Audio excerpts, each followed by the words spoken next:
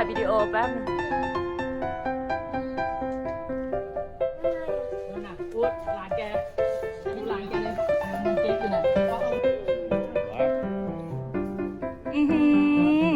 พี่ดาวเราก็จะไปไหนกันคะเราจะไปซื้อน้ำมันมีน้องหลานไปด้วยนะคะตัวน้อยแม่ชีมาด้วยค่ะเอาน้องเลย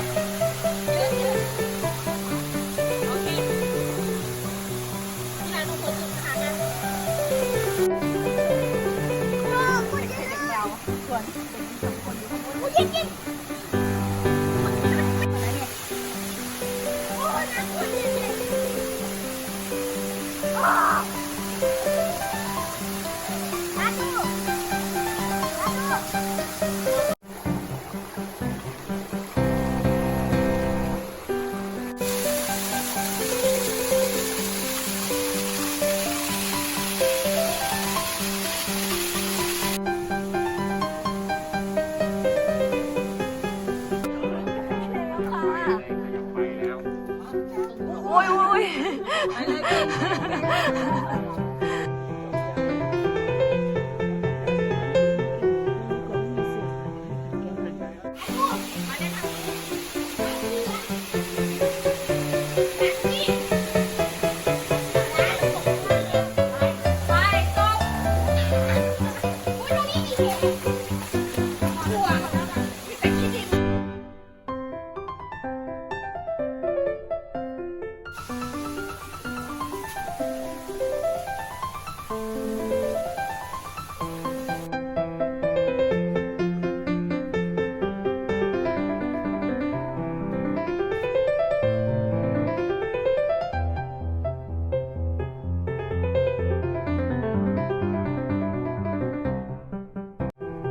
ชินุย